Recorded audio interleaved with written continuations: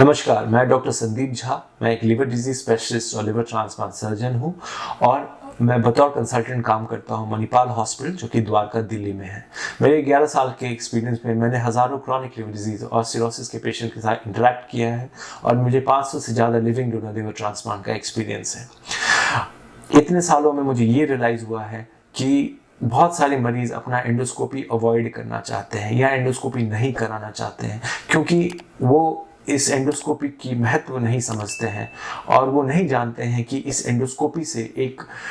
Life threatening या एक जानलेवा सिचुएशन को प्रिवेंट किया जा सकता है। इस सिचुएशन का नाम है हेमाटेमेसिस या खून की उल्टी होना। ये खून की उल्टी जो होती है वो ईसोफेजियल वायरसेस से होती है, या जो हमारी फूड पाइप या खाने की नली है उसमें वायरसेस या वेन्स जो है वो फूल जाती हैं और उनमें बहुत ज़्यादा प्रेशर हो जाता है, तनाव हो जाता है, जिसके कारण वो फट जाती हैं और इस फटने के कारण 1 से 2 लीटर ब्लड लॉस हो सकता है। मतलब कि अचानक देखते ही देखते 1 से 2 लीटर खून शरीर से निकल जाता है और मरीज़ का ब्लड प्रेशर डाउन हो जाता है, मरीज़ शॉक में चला जाता है और मरीज़ बेहोश भी हो सकता है और इसमें 20% मोर्टेलिटी। और इस सब को देखते हुए जो परिवार है वो परेशान हो जाती है, पैनिक हो जाता है, उनको फटाफट हॉस्पिटल ले जाना है, उनको ब्लड का अरेंजमेंट करना पड़ता है कि मरीज़ को ब्लड चढ़ाना है खूब सारा, और जल्दी से जल्दी एंडोस्कोपी की ज़रूरत पड़ती है और हो सकता है आईसीयू की भी ज़रूरत पड़े,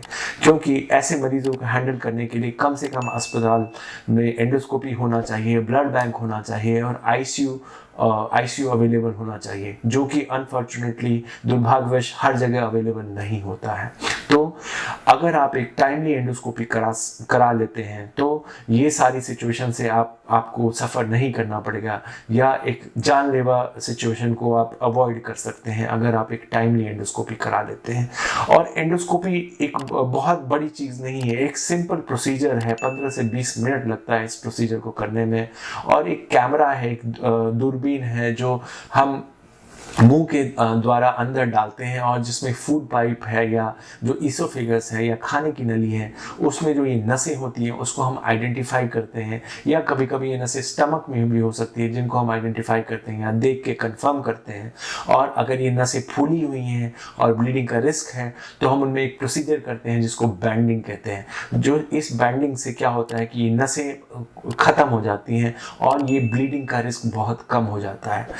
और ये जो प्रोसीजर है एक बार में संभव नहीं होता है, कम से कम 2-3 बार 4 बार एंडोस्कोपी हमें रिपीट करना पड़ता है, 2-3 महीने के ऊपर ये हम रिपीट करते हैं और उसके बाद ये जो नसें हैं वो ख़त्म हो जाती हैं और जो खून की उल्टी का जो जानलेवा रिस्क है उसको हम अवॉइड कर सकते हैं या उसको हम बहुत ही कम कर सकते हैं अगर हम टाइमली एंडोस्कोपी कराते हैं तो।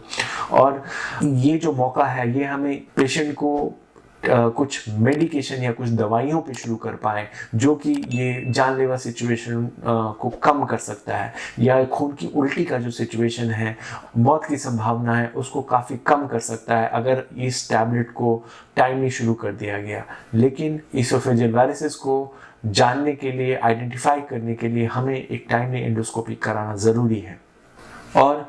अगर जैसा कि मैंने कहा कि ऐसी सिचुएशन की या खून की उल्टी की सिचुएशन को मैनेज करने के लिए हमें एक ऐसा सेंटर चाहिए जहां ब्लड बैंक फैसिलिटी हो, जहां एंडोस्कोपी की फैसिलिटी हो, जहां आईसीयू की फैसिलिटी हो। और ये जो तीनों चीज़ें हैं ये बहुत आसानी से हर जगह उपलब्ध नहीं होता है, तो आप इस लाइफ थ्रेटनिंग सिचुएशन या जानलेवा सिचुएशन के शिकार बन सकते हैं। तो अगर आपको सिरोसिस है तो कृपया करके अपना एंडोस्कोपी डिले ना करें या अवॉइड ना करें, और जब भी आपको कहा जाता है तो कृपया अपना एंडोस्कोपी टाइमली करवा लें। ये आपको एक जानलेवा सिचुएशन से बचा सकता है। तो इस सिचुएशन को समझें, खून की उल्टी की गंभीरता को समझें, सिरोसिस की गंभीरता को समझें, और इस जानकारी के साथ आप एक ज़्यादा बेहतरीन ज़िंदगी जी सकते हैं इवन विद सिरोसिस। तो अगर आपको लगता है कि इस वीडियो में ज़रूरी इन्फॉर्मेशन है या महत्वपूर्ण इन्फॉर्मेशन है जिससे आपको फ़ायदा हुआ है तो प्लीज़ इस चैनल को सब्सक्राइब करें और इस वीडियो को शेयर और लाइक करें, सो दैट ज़्यादा से ज़्यादा लोगों को इस इन्फॉर्मेशन से फ़ायदा हो। Thank you.